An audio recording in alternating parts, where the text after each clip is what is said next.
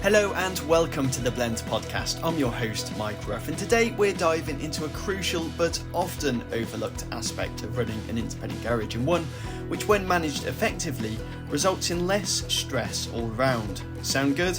Well, let's get straight into it and welcome on Jennifer Webb of HR Vitals to talk human resources. Jennifer, how are you? Thanks for coming on. I'm really good. I'm good, thank you, Mike. Thank you for having me here today. You had an incredibly packed out audience at the Blend last year, but for those that perhaps didn't make it to the conference, we should explain that you provide HR services specifically tailored for the needs of independent garage owners. You established HR Vitals in 2018, having crossed paths with your now husband, Mark Webb of Parkside Garage in, we're going to say 2016, right, Jennifer? Yeah, it's a bit of a running joke that I can't remember the exact date. I have to check with him usually, but I always remember HR Vital started in 2018. That date always sticks. I think I'm the first person to put my hand up as a HR person and say I am in the automotive industry in the aftermarket. I couldn't find anybody else doing it when I started doing it. Now, I'm sure you're going to tell us otherwise, but HR sounds incredibly time consuming. I'm sure it does for many of our listeners. Why should garages invest in HR? I love that you said that, actually, because I would say it's the complete opposite. If people think HR is time consuming, it's the complete opposite. It's about saving you time.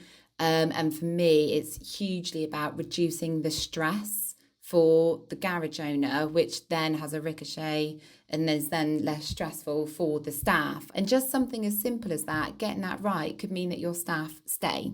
Whereas if you never address a problem like that, that could be what eventually pushes them out of your business because they're just sick of the pressure of comebacks. Every garage is different. That's what I've really noticed, that they're all their own little bubbles of culture, atmosphere, what it feels like to work there, what they're doing well, what they need to improve on.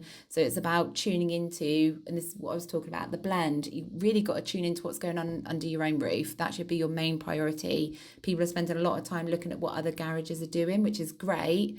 But my advice would be to shrink that down a little bit and spend just slightly more time looking at what's going on under your own business. You mentioned staff retention there. It's obviously better that your staff don't leave in the first instance. So I guess the first rule of HR is to retain good staff. It's less stressful. It's cost effective to keep your staff. It's good for morale. This is the staff that are right for the business. If somebody's not right for the business, or if it's just a natural, retirement or something, moving away, things like that, it's fine. That's a healthy exit. Some people might not be aware of is that there's some research into believing that quitting is contagious, and that if an employee leaves, there's some research that the first around 40 days after that employee leaving, you're kind of at like a medium risk for somebody else leaving, and then it peaks after 10 weeks. So at 10 weeks after someone leaving, when the employer could have moved on, be thinking about other things, what could be bubbling underneath that is that actually that your technician's still talking to the one that's left, asking what it's like at this new place, and they're getting kind of insider information that you wouldn't know through just a recruitment process. And if they're going, oh yeah, it's amazing, come over, then they spend time thinking, right, logistically, what would it look like if I left? Have a conversation with their partner. That's really, a big part in somebody deciding if they're going to leave.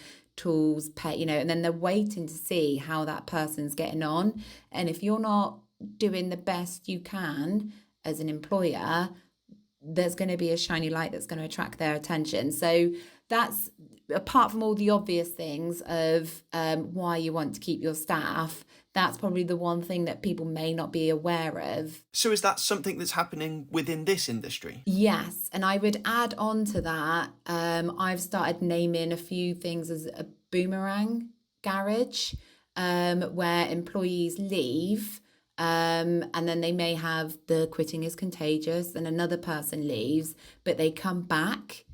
And I think what's happening there with a boomerang garage, the staff may not realise how good they've got it. And there's another garage that's saying, come to us, we're better, pay you more, all of these lovely things. And then the staff leave.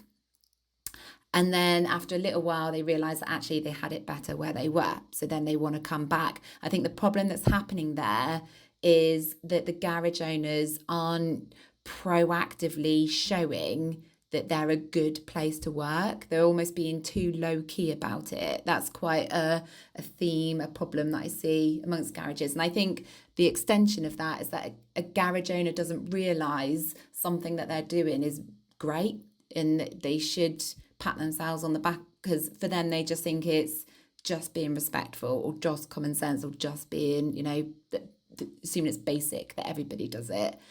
So yes, I'm seeing a little bit of the quitting is contagious, and a bit of the boomerang garage happening as well. The grass isn't always greener. Yeah, exactly. They won't entertain going and working somewhere else, especially technicians, if they're happy where they are. We're doing both sides. We're doing the recruitment and the HR. So we're trying to get you staff and we want them to stay.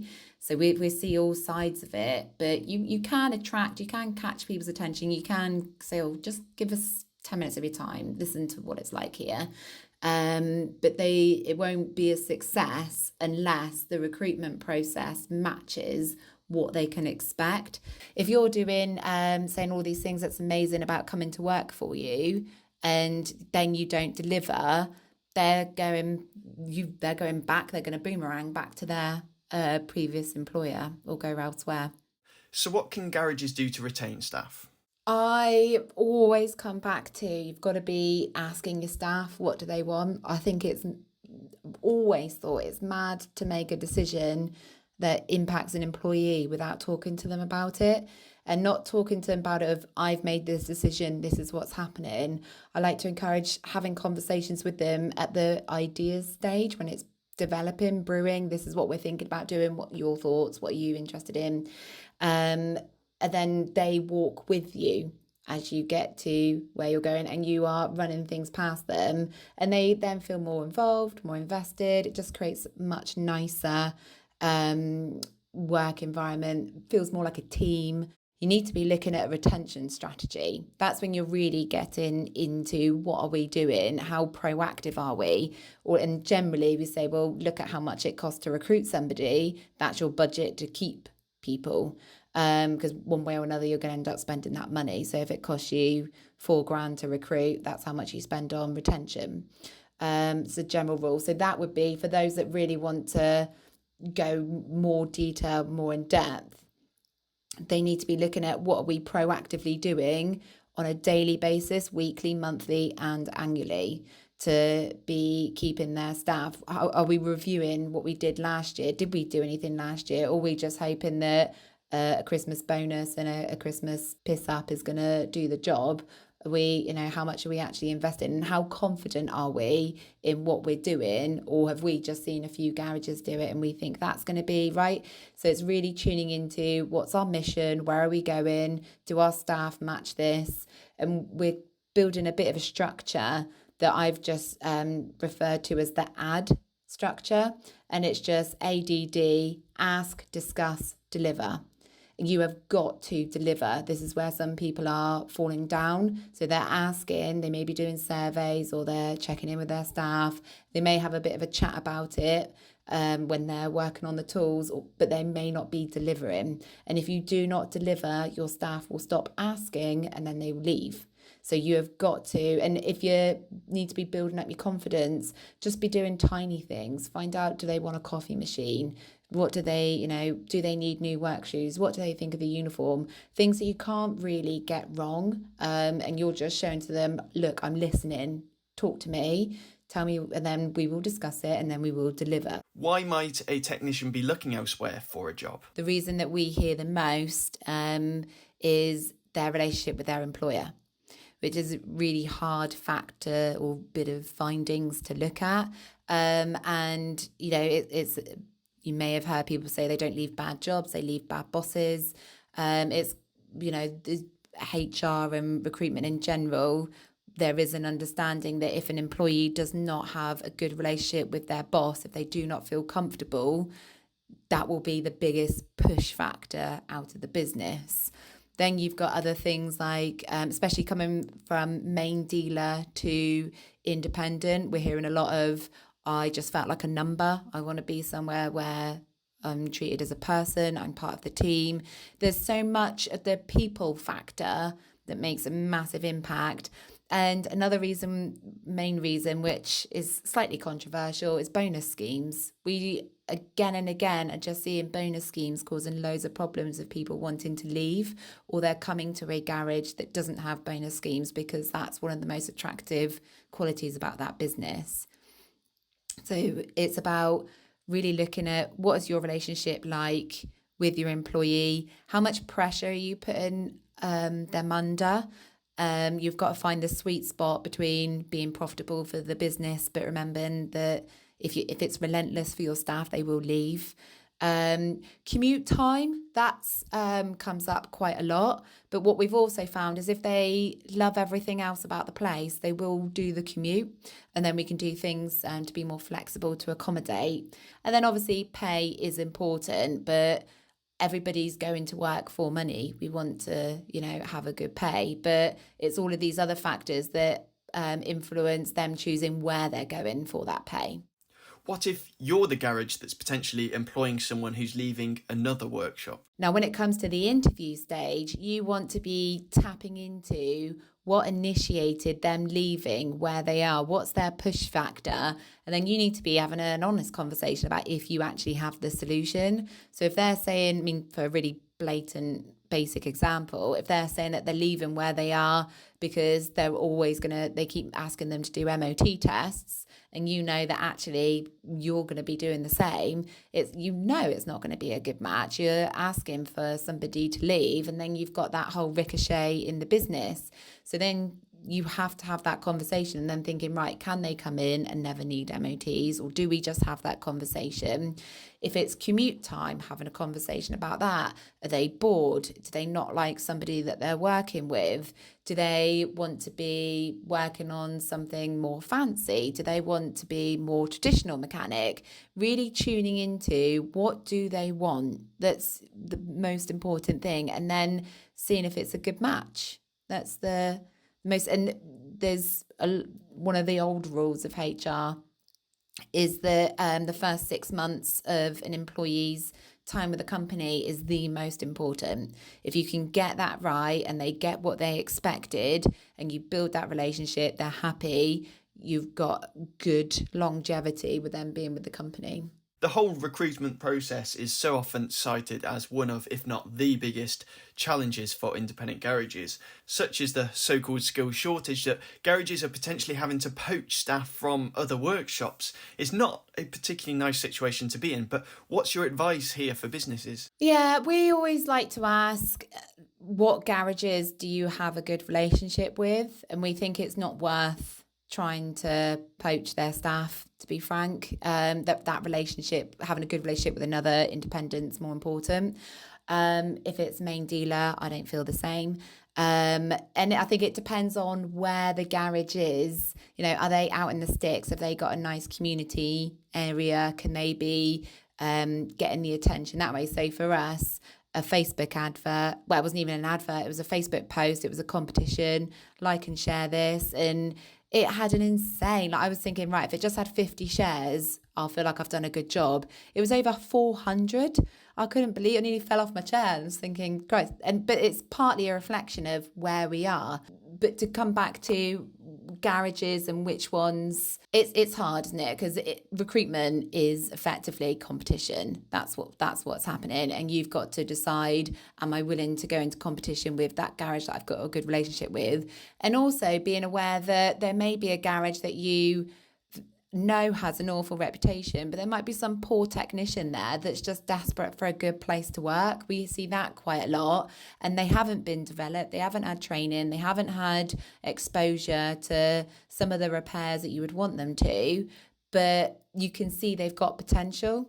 And so then having them come into your company, you work out how much you'd spend on training, what that cost would be, and then work out what your business can afford, and then bringing them into your business. But I think it's about just getting the right fit for the right garage and not turning friends into enemies. If there's, I think there is a lot to be said for that loyalty. And if they're sending you business and you're helping them, I would be very cautious to not take staff from them. How do you avoid getting into a bidding war with another business? If you lead your recruitment process talking about salary, I would say you're walking into a bidding war. You've made the main selling point money. You've attracted somebody that's mostly motivated by money. And so that's what they will be having conversations with their current employer about, and will be setting you up for a bidding war. My advice to people when they offer a job and a salary, to be really confident about what they're offering. And to communicate that to the employee that we've thought about this, this is a well-measured salary. We are offering you this. This is our only offer. But that's a general rule. And I would hate for somebody to not keep or not get a great employee for the sake of 500 quid. But the counter argument of that is, if you were a good match, you wouldn't be having a bidding war, unless it is all about money. And again, you're entering into this, if you do bonus schemes and things like that, if your language is money and your motivator is just money, then you are going to be in a bidding war. So, buckle up and manage it the best you can. But if you have a business that's more about the way that we work, how it feels to be here, what we're passionate about, this is how we treat our customers, then generally you are not going to get into a bidding war, because they already want the job. They want to come and work for you. They want that job offer.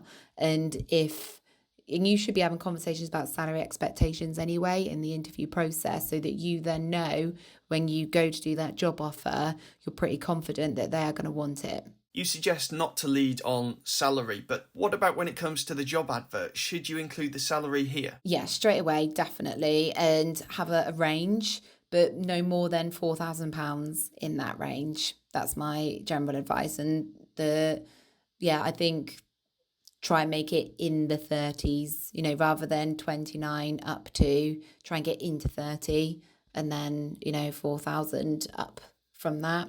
It's difficult to recruit, so you need to give yourself some flexibility. But if you are going for the highest, if you're going off the charts on your salary, that will not make your recruitment process any easier. We have done recruitments for technicians on 50k, and it was no way the healthiest recruitment we've had, because people just see 50k and why is it 50,000? What are you offering? And the type of person that was attracted, it wasn't, but they didn't know anything. We did it as a almost a bit of an experiment, really, but we didn't disclose anything about the garage, just the salary and location. So obviously we weren't sharing any personal qualities about the garage, and it wasn't a healthy recruitment process. Whereas if you put a more sensible salary, that's you've compared what the market is offering, what you can sustain. You need to bear in mind that there may be absences, that there will be pay rises next year, there will be inflation. As minimum wage goes up, everybody else's wage goes up. You don't push yourself to what you can barely afford. Use Alex's profit and loss calculator. Make sure you are really comfortable and give yourself some wiggle room with what that salary is. What's the bare minimum that you ought to be doing when it comes to HR? So my general rule is to start with 1 hour a month where you are away from work, you're not interrupted, whether it's at home, whatever, where you are just looking at how are your staff doing and how are they? Are they taking all their annual leave? What's their absence like? Have I done that thing that I said that I would do? So start building the habit of 1 hour a month. That's what you're going to focus on. And then you make it 1 hour a fortnight, 1 hour a week. And then when you get to a point where 1 hour every week, you're looking at your staff, you then add 20 minutes onto that. And ideally, you want to get to the point where you have got into a habit where it's about you protecting the time for them, then everything else follows in nicely. So we've got training coming up on one-to-ones. If people want help with that, we can recommend books. We've done blogs on it. There's all sorts of things that we can drip feed you into. But actually, the first thing, if you're new to this, the first thing is just thinking about, what am I doing behind the scenes? What can I be doing? Having a look at, are they struggling to keep their workstation tidy? Okay, what can we do about that? Is there, what's their break room like? That's quite important to a lot of staff. And so, yeah, just getting into the habit, starting 1 hour a month, which will be hard for some people, and then building up. And once you've then started creating the time as a habit, then you can start looking at what are you measuring, and then be working. So, and in a couple of months, you're then at the point where you're sitting down with your staff and having conversations with them, but you're confident, you're comfortable, you're relaxed, because you've been doing the background work and you know that this is a habit that's here to stay. When it comes to performance reviews, what exactly should we be reviewing? It depends on what you want to be looking at in the business, whether it's the level of professionalism, if it's about training and development, what's important to you in your business. If you're looking at specialising, what has everybody got to do to get you to that point? And it's about understanding, what is that job doing for the business. It's not just about responding to the demand of the customer. What are they doing to reach your business targets, financially, growth, professionalism, whatever aspect it is? But when you come to having conversations with staff, it needs to, rather than a list of here's 15 things that you could be improving on, you just look at what one tweak would have the biggest impact. If we just could get that one thing improved, then it would have all of these other benefits in the business. So you have that conversation with them and you discuss it, you explain the benefits, the impact of that, how that one, just you doing that one thing differently, I believe as a business owner would have all of these benefits, and then support them in making that tweak, and then it becomes a habit and it's a new way and everybody has leveled up. Then you go, right, next tweak. So just think of it as tweaks, not this long to-do list of things that could be improved. And it's hard for the boss, because then you've got to really think, you've got to be selective and go, this is the thing that will make the biggest impact. So it's harder, but it's better for retention. I imagine it's hard not to take things personally when you own an independent business. So having done all you can to keep your staff happy, I guess it can be really difficult to receive a resignation, particularly if it's from someone that was seemingly happy in their role. Yeah, it is. And even just taking staff on is a big thing. So then to have gone through all of that and then for the employee to leave, and especially when it's your own business, it does feel personal. And that's why you just got to look at it as a learning opportunity. What can we take from this? And what can we do moving forward? And it might be that the person, that could be what's best for everybody. You do just have to roll with it. But I think when somebody resigns, I would bet a fair bit of money that the employer main concern is the diary, the work that's booked in for that person, and that they had plans for that person being on the ramp and all the front of house, that you can't have staff and not plan in some way what you're going to be doing with that staff, where they're going to be going, what they're going to be, what your business could be doing, because you see the turnover, your profit and loss, and you want that to always go in a healthy direction. So yeah, then when somebody says that they're leaving, everything else has to drop. You're then thinking, well, this work's booked in, what's that going to look like? And then it's okay, well, how do we replace that vacancy? It's harder to recruit the way that you used to recruit. You've got to evolve, you've got to get on social media, you've got to be joining in with local events, you've got to be talking to the parts person, you may need agencies, you may need Indeed. There's all of these other factors that you can't just put in a few lines up saying that you want a level 3 between 25 and 35,000, 20 days holiday plus bank holidays, technicians aren't going to budge for that. They're not going to pick up their phone for that. You've got to really sell what's personal about your garage. And that's the best thing. That's why I love working with independent garages, because they've all got their own personality, and that's what you've really got to shout about. And if you don't want to shout about it, then that's your personality. And so find people that don't want to be shouty, they want to be low key. It's all about playing to what's unique about your business. What should a garage do in that position? How should they manage that crisis? You need a plan of action for, in case of emergency, break glass, this is what we do. And everybody needs to know that's what happens. If you are in that situation and you've not got a plan, you don't know what to be doing, you've just got to make note of what you're struggling with in that process. What work can be cancelled. You've got to protect your staff. Well, a HR person is going to say this, but I would say the staff are more important than the customers, and giving the staff the confidence to be able to rearrange the diary and spread that work out as best as you can, because when somebody leaves, everybody is heightened. Everybody is watching how you manage a situation, and you want to be calm, organised, structured.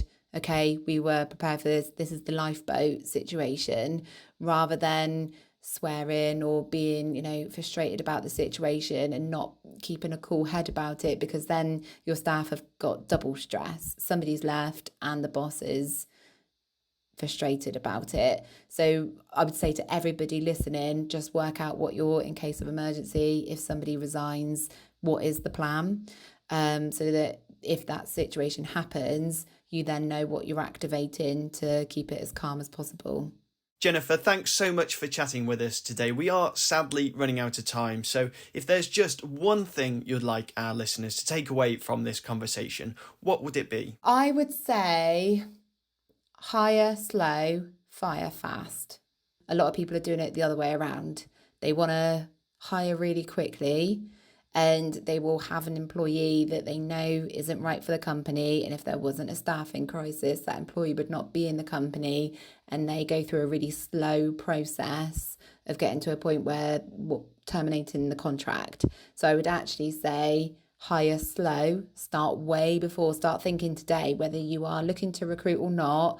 Always be thinking about what are you doing, putting the feelers out, building the culture, making sure you're working on the retention. But then as soon as something's not right, you act on it. Jennifer Webb of HR Vitals, thank you so much for coming on and chatting. Pleasure. It's been lovely talking to you. Thank you very much. Thanks also to you for listening to the Blend podcast. If you haven't already done so, make sure you subscribe to the podcast in your usual podcast player to ensure you don't miss out on future episodes. We'll be back with another very soon.